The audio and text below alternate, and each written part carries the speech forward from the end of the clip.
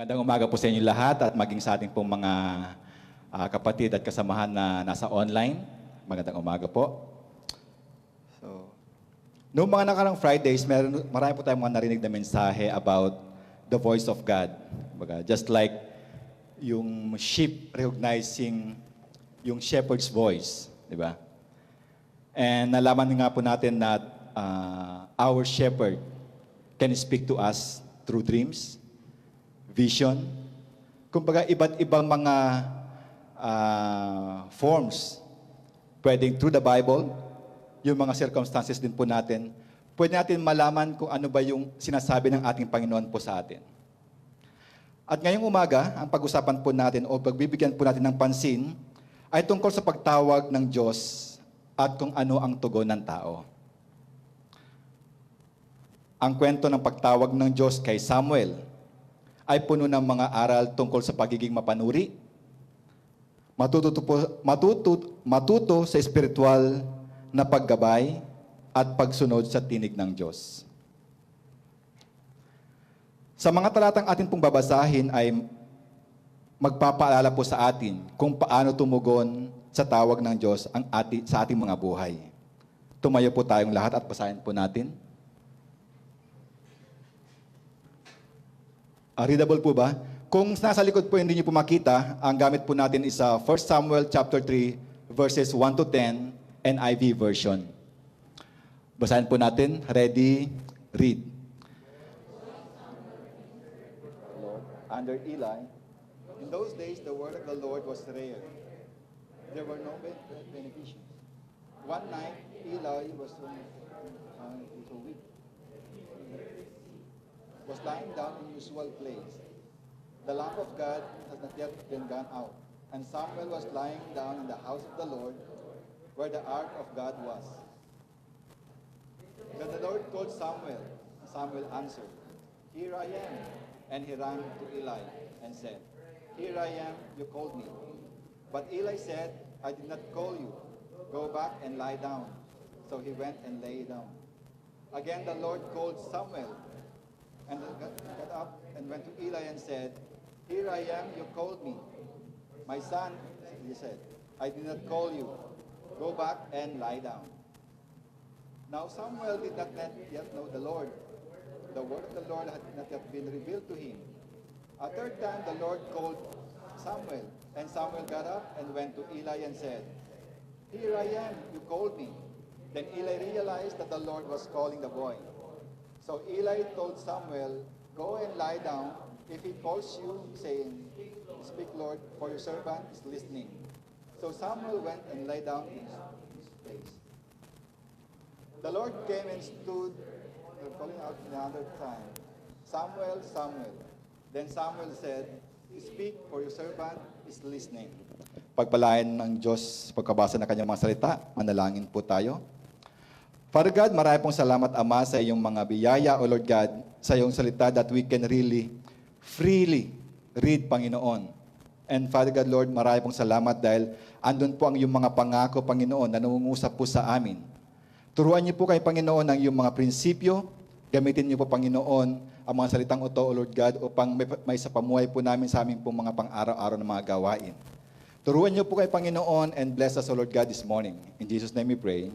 Amen. Makapo na po kayo. Ayan. So, ang title po ng ating pag-uusapan ay, "Speak, Lord, for your servant is listening." Ayan. So, in the Old Testament, God often is spoken directly to people. Di ba mababasa po natin sa Old Testament, palagi siya nangungusap sa mga tao. He talked to Adam and Eve, dun po sa Genesis 3. He warned Noah, doon po sa Genesis 6, kaya pinagawa po siya ng arko because a flood will come. He guided Abraham in the new land, doon po sa Genesis 12. And he confirmed his covenant in Genesis 15. Hindi lang po yun, kumbaga, ang Panginoon din po is nangusap din kay Isaac doon po sa Genesis 22. Ito po yung kinonfirm po niya, yung kanya pong tinatawag na covenant. He even spoke to Moses through burning bush. Kung baka makikita po natin dito na ang ating Panginoong Jesus is nangungusap po siya sa iba't ibang mga kapamaraanan. Sabi natin kanina, pwede siyang vision, pwede kay Moses through a burning bush. Doon sa Genesis 3, nangungusap siya kay Adam and Eve. Kumbaga, talagang andun po yung kanilang ugnayan. Andun po yung pag-uusap po nila. Andun po yung kanilang fellowship. So umaga pong ito, ang atin pong mapagbubulay-bulayan is ang salitang serve. S-E-R-V-E. S for scarcity. E for environment. R is for the recognition. V is for voice. And E again for embrace. Ayun po. Despite sa mga stories po natin pong nabanggit kanina about dun sa Genesis, despite sa dami ng mga pag-usap ng ating Panginoon sa mga tao, marami pa rin po sa atin still wondering, paano ba nangungusap ang Panginoon? Paano sa ating kapanahunan ngayon? Paano ba siya nakipag-usap sa atin? And sometimes we still wonder, paano nga ba makipag-usap ang Panginoon? Is it still with His audible voice? Ito pa rin ba yung kanyang parang ginawa niya kay Elijah in a whisper? Ito kaya ay gumamit siya ng ibang tao through our circumstances. So iba't iba po ang pwede nating pagkunan ng mga information ba na to. And sometimes, tingin po natin parang ang Panginoon is hindi siya nangungusap po sa atin. Despite sa dami ng ating mga communication devices, di ba? Iba't iba na. Meron tayong mga cellphone, meron tayong mga iPad, mga tablets. Minsan, ito po yung mga kumukuha po ng time po natin. Sometimes to communicate to someone, and sometimes to distract us. And apparently, yung nasa bandang baba na picture, ito po marami pong kumukuha ng time po sa mga tao. Etong TV. TV, Facebook, ito po. Maganda po ang mga device po ito, ginagamit po ito to communicate para makinig ng mga information, makipag-usap sa iba't ibang mga tao. We live in a time that we maybe have so many types of gadgets as a way to communicate, but sometimes ito rin po nagbibigay po sa atin ng distraction. And sometimes, ito pong nangyayari, may mga nagtuturo, minsan hindi po natin napapakinggan ang kanila pong mga sinasabi. Maybe we often choose not to listen. We are not tuned in to our God's Word. Sometimes sa ating pong mga gathering, ito po malimit po dito kung napapansin niyo po kung kayo kumain. Di ba? Habang papalapit yung order o wala pang umu-order, marami po bang nagkukwentuhan? O maraming nasa cellphone? Pagdating ng order, marami po bang kakain kaagad? O marami pong nagpipicture doon sa pagkain? At ipopost po natin. Kumbaga, isa po ito sa ating natural na ginagawa ngayon, yung pagiging in a gathering, but we are feeling alone. So sometimes we are not tuned in sa mga nangyayari po sa ating mga paligid. We are tuned in kung ano po ang social media binibigay po sa atin. We are tuned in kung sino po yung naka-likes po sa atin. Nag-post tayo ng isang message, sino bang nag-like sa akin ngayon? Wala man lang ni isa. Di ba? Tapos magpo-post na naman tayo. I-repost natin yung mga post natin nung last year, yung maraming likes. Tapos, memories a year ago. Tapos wala man lang nag-like ni isa. So, minsan tayo pinadidistract po sa mga parang hinahanap po natin kung ano po yung nagugustuhan sa atin ng ibang tao. Ang atin pong distraction is yung ating pride. Ang atin pong distraction is yung ano ba yung makikita nila sa akin na magugustuhan nila. Ito na po yung nagiging distraction natin nowadays. Sometimes para tayong nung unang panahon na ang ginagamit natin ay ito, TV. Parang old TV na araw-araw kailangan mong pihitin ng tuner, di ba? Araw-araw kailangan mong pihitin ng antena para lang lumiwanag yung iyong pinapanood. Minsan, pinipihit po tayo ng Panginoon. Anak, dito ka. anak, dito ka. Para lang minsan, pag sumobrang pihit po sa atin, o pinihit tayo sa tama, pero ang ikot po natin ay sobra, hindi po nagiging malinaw ang ating communication. Pihitin ka ulit, sumobra ulit. Kumbaga, imbis na 30 degrees to the right, ginagawa natin minsan 90 degrees to the right. Sumosobra po tayo. Imbis na maging malinaw yung ating communication, nagiging malabo lalo. Hanggang sa makuha po natin yung tamang timpla. At maging malinaw po yung ating papanood. Na kung saan minsan ang ating pakiramdam, ang Panginoon is hindi po nangungusap po sa atin. First S is scarcity. Ito po yung minsan na parang ang pakiramdam po natin is ang Panginoon ay malayo sa atin. Parang bukid na uhaw sa tubig, nagkakabitak-bitak. Wala man lang tubig na dumadaloy. Walang tubig na dumadaloy parang tubig ng Panginoon. Walang salita ng Panginoon na dumadaloy po sa atin. Wala po nakakarating ng mga information. It's like the time of Samuel, doon po, nung kapanahunan po nila. Sa 1 Samuel, magtutuon lang po tayo sa 1 Samuel chapter 1 hanggang 3. Ito lang po yung ating gagamitin. So it's like the time of Samuel, nung ang kanila pong panahon ay parang may scarcity ng salita ng Panginoon.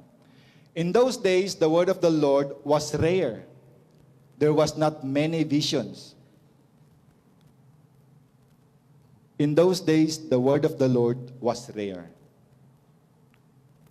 Kumbaga, ito po yung nangyari.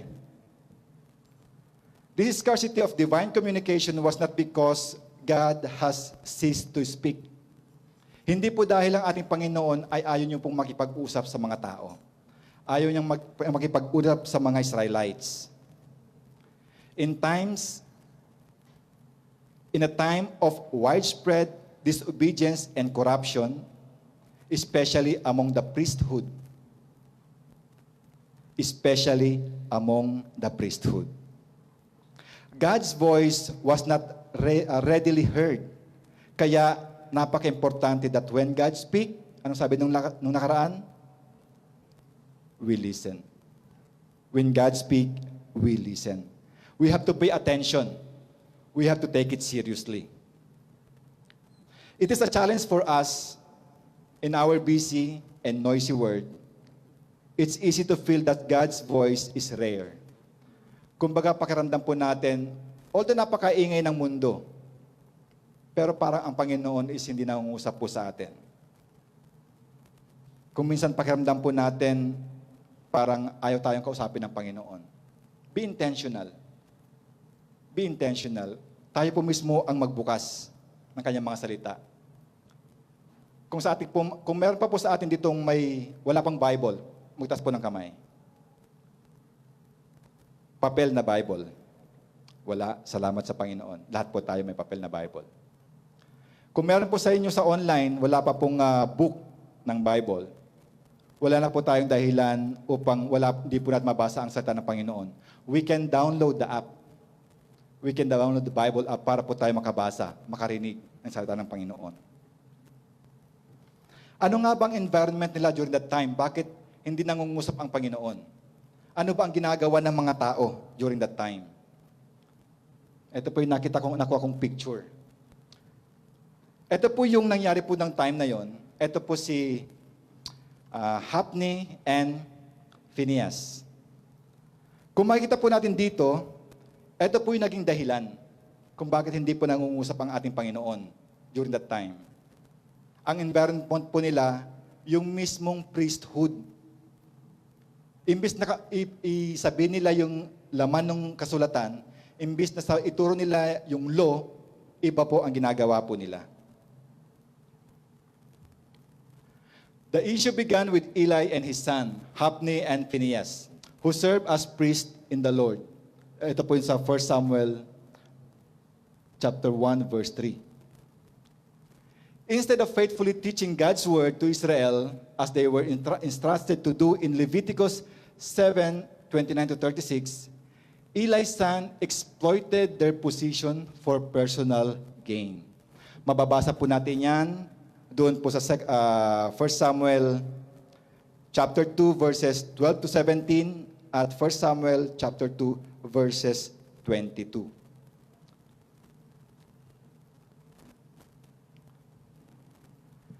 They violated God's instruction by demanding their portion of sacrifice, of sacrificial offering before they were offered to the Lord.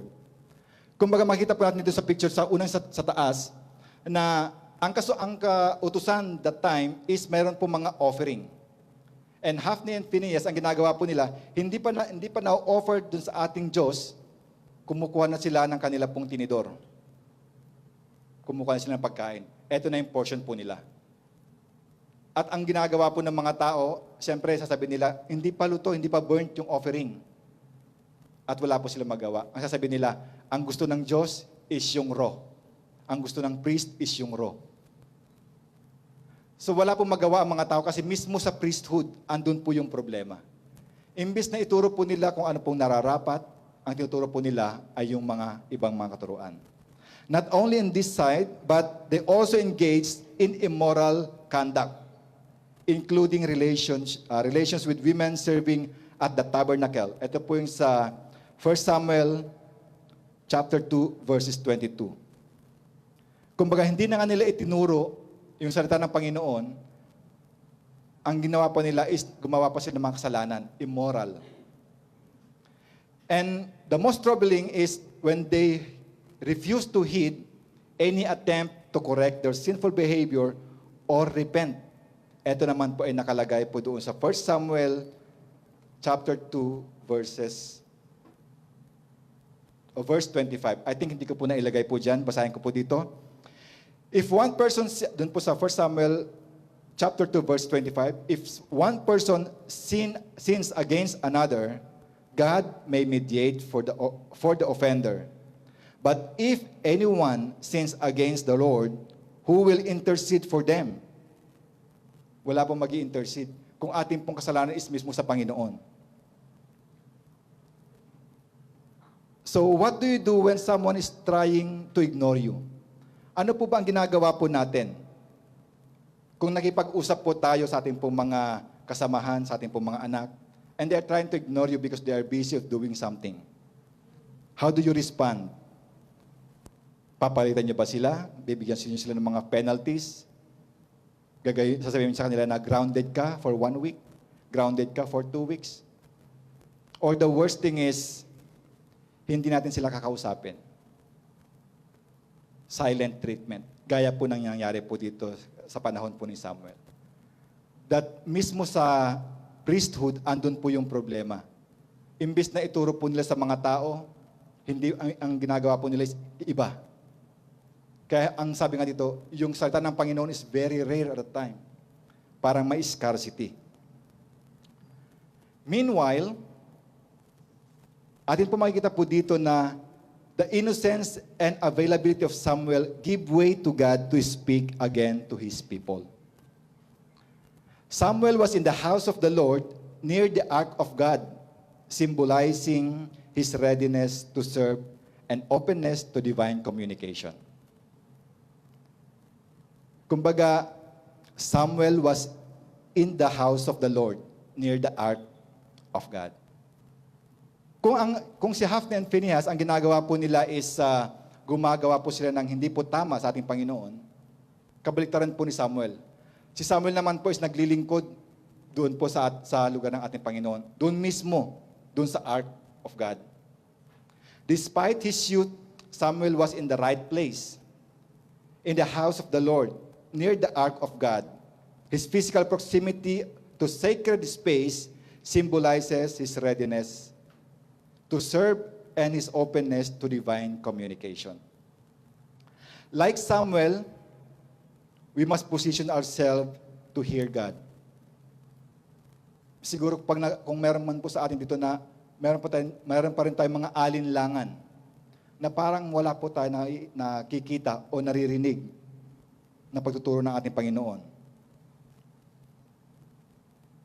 Tayo po mismo ang lumapit sa ating Panginoon. This means cultivating a life of prayer, scripture reading, and spiritual discipline. We have to place ourselves in front of God. R, recognition. Eli guided Samuel once he realized it was God calling him. Once he realized. Kumbaga, si Eli, napansin niya na pabalik-balik si Samuel sa kanya. Hindi naman niya tinatawag, pero si Samuel palaging bumabalik na, "Here I am, you called me." Sabi ni Eli, "Hindi ka tinawag, bumalik at matulog." Pangalawa, tinawag na naman si Samuel. At pumunta naman siya kay Eli. Sabi ni Eli, "Hindi ka tinawag, bumalik at matulog." Because the word of the Lord at that time is hindi pa rin po revealed kay Samuel. And the third time, bumalik ulit si Samuel kay Eli, "Tinawag niyo ako." Sabi ni Eli, "Hindi kita tinatawag, bumalik ka at matulog." Then he realized, though hindi niya tinatawag si Samuel, pero pabalik-balik si Samuel. Then, at that time, he recognized na hindi siya yung tumatawag kay Samuel. Someone is calling Samuel. Kaya nga, sinabi niya kay Samuel na, kung tawagin ka pa niya ulit, sabihin mo, "Speak, Lord. Your servant is listening." Are we listening? Sa mga turo ng ating mga pastor, sa mga turo ng ating mga leaders, sa atin pong mga nababasa, are we paying attention? Speak, Lord, for your servant is listening. Ito po ang challenge po sa atin. We have our spiritual mentors.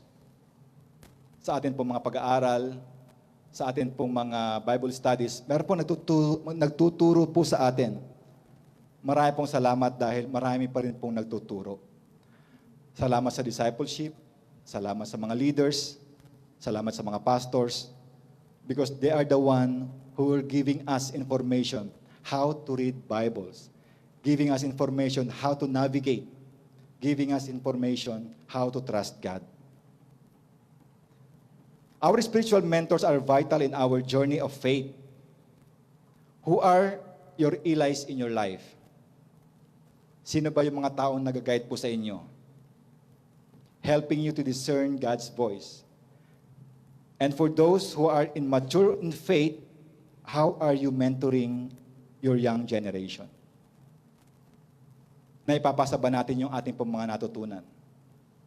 Are we fattening ourselves or we're sharing the Word of God? Bato-bato sa langit. Voice. The persistence of God's call. God called Samuel multiple times, showing His patience and desire for us to hear Him. This persistence shows God's patience and His desire for us to hear Him. Paulit-ulit po siyang tumatawag. Parang yung mga bata sa atin, di ba? Have you tried? Sino po ba yung may mga bata po dito, may mga anak? Kung tumawag po sa atin yung mga anak po natin, especially yung mga 1-year-old, 2 years old, hanggang 5 years old, tatawagin po tayo, "Tay." Hindi lang po isang tay. "Tay, tay, tay." Di ba? Paulit-ulit. Makulit po sila. Kinukulit po tayo ng mga bata. Bakit? Because they want our attention. Ganoon din po ang ating Panginoon. He wants our attention.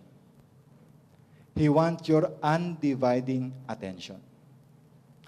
Kaya mamapansin nyo, parang nung last week, ang hirap ng aking pakiramdam. Ang dami kong problema. Siguro, pagod lang ako. Tapos, after 2 days, parang ganun pa rin. Sa trabaho, parang ako yung palaging nakikita. Then, siguro sabihin mo, siguro, dala lang ito ng problema ko sa Pilipinas. Another 2 days again, meron namang problema. Nakita ka ng manager mo. Di ba yung ikaw yung nagkakalikot? Tapos nung napagod ka, umupo ka, meron namang pumalit. Tapos dumating yung manager, nakita kang umuupo ngayon. Yung kasama mo pagod na pagod, ikaw umuupo. Para bang eksaktong-eksakto. Di ba? Hindi man lang nakita yung, siguro pag 5 minutes dumating ka, nakita mo ako yung gumagawa. Can we do that to the Lord? Pwede ba natin sabihin yun sa Panginoon, Lord, kung nakita mo lang 5 minutes ago, ako yung gumagawa eh. Wala pong nalilihim sa ating Panginoon. He called you last week. He called you after 2 days. He called you after 2 days again. But we are relying sa ating pong knowledge. We are relying sa ating pong kakayahan. Kaya pilit tayong tinatawag ng Panginoon. Anak, kung hindi mo kaya, tawagin mo ako.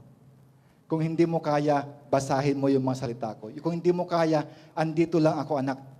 Tumawag ka lang. Di ba tayo minsan sa ating mga anak, ang sarap minsan yung makikita mo yung bata na nakita mo nag-i-strive.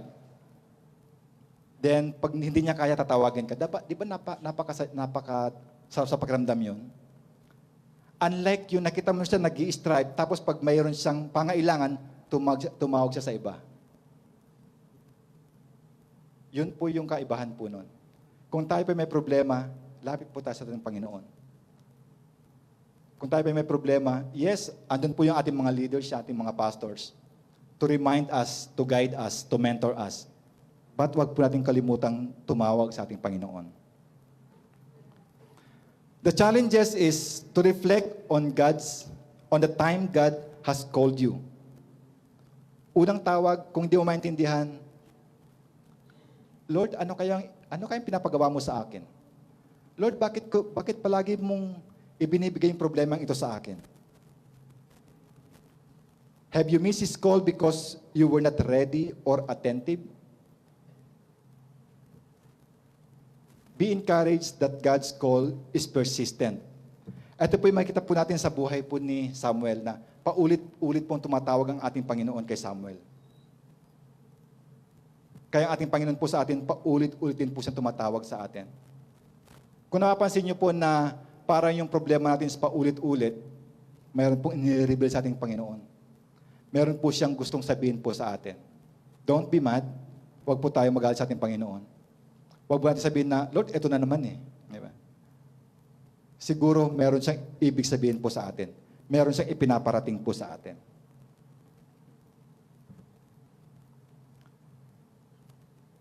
So God called Samuel multiple times.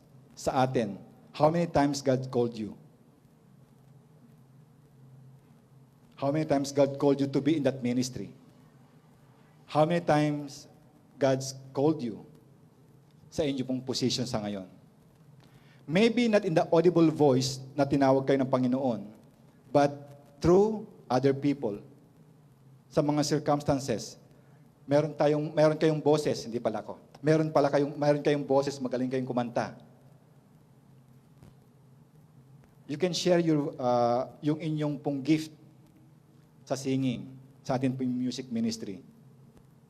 Napansin ka ng isang leader na magaling siyang kumanta. Pwede ka ba sa ating music ministry? Can you train us? Kumbaga, tayo ba ina-embrace ba natin yon? Tayo ba ina-allow natin yung mga ganung mga sinasabi ng ibang tao po sa atin? Which, yun po yung ating third, embrace. Samuel responded with a humble and willing heart. Speak, for your servant is listening. Speak, for your servant is listening. When Samuel finally understood na ang Panginoon ang tumatawag po sa kanya, then sinabi po niya, Speak, Lord, for your servant is listening. Many times sa ating pong mga buhay, may pagtawag po sa atin. Not with the audible voice. Sometimes, not even in our prayer, ang ating Panginoon is nangungusap po sa atin. Minsan, nagme-meditate lang po tayo, tapos mangungusap ang ating Panginoon sa atin. ipinapaalala po sa atin na meron palang pagtawag sa atin, pero hindi pa natin sa binibigyan ng pansin. Mayroon palang pagtawag ang Panginoon sa atin, but sometimes we recognize to hear His word. We fail to recognize His voice. Ito po makita po natin dito that He responded with a humble heart. Ano po yung makita po natin dito? Ano ba yung mga challenges po sa atin dito? Ano ba yung itinuturo po sa atin dito? Our response to God's call should be one of humility and readiness to serve. Are you willing to serve the Lord? Are you willing to serve the Lord? Parang kay Samuel lang. Wala sa unang tawag. Kailangan pangalawa. Kailangan pangatlo.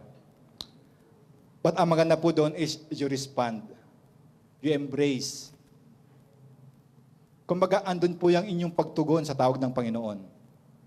Kung makita nyo man yung ibang mga leaders is nagfo-fall, maybe in this church, maybe in the other church, maybe in some other churches, maybe mega churches, wag po sana itong maging dahilan upang kayo'y mag-fall. Kasi hindi po sila ang main reason kung bakit tinawag ka ng Panginoon. Ang main reason is Panginoon mismo ang tumawag sa iyo.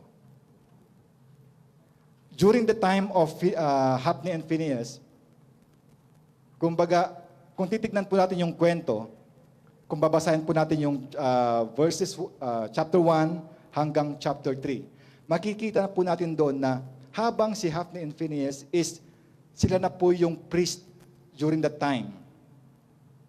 At si Samuel is hindi pa pinapanganak. Andun po yung struggle kay Elkanah. Andun po yung struggle dun sa asawa niya.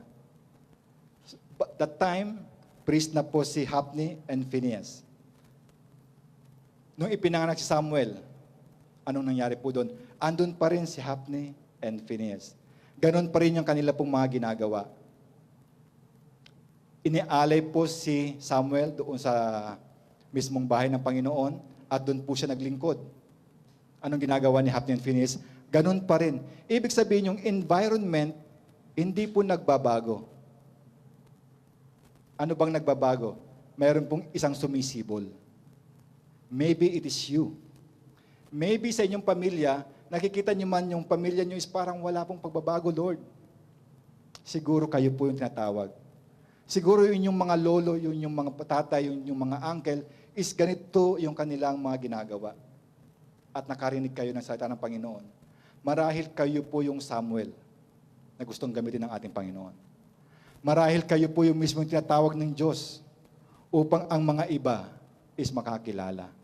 Upang ang mga iba is makatayo. Upang ang mga iba will respond to the call of God. Amen po ba?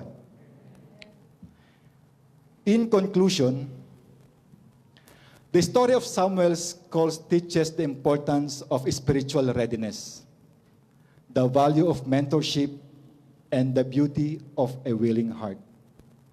Let us strive to position ourselves to hear God's voice, seek wise counsel, and respond with a servant heart. Kung mamarapatin niyo po, gusto ko pong tawagin muli yung atin pong music ministry upang awitin po natin muli yung last song po natin.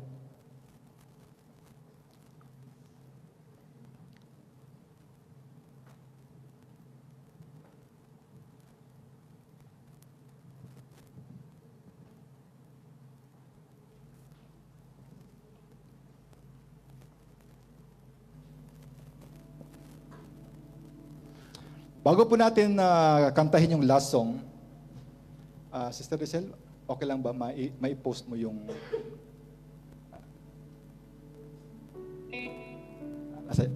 ito.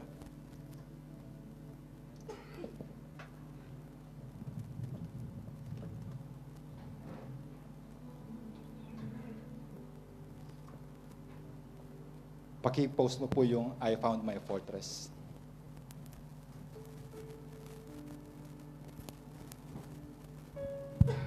At tumayo po tayong lahat.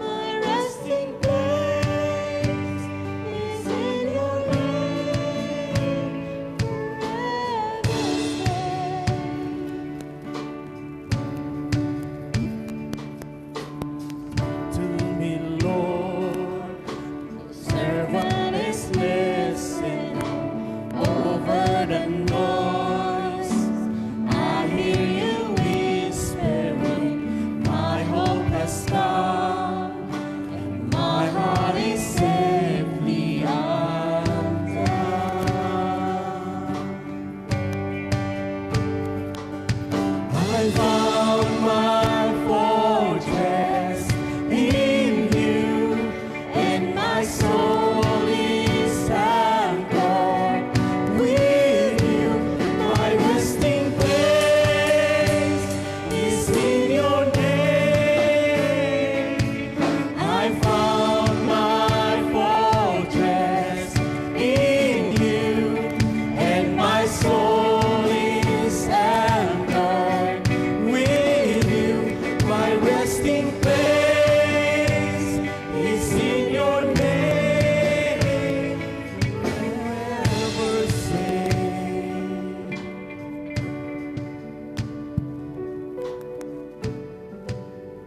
Without the musical instruments, kantahin po natin, I found my fortress.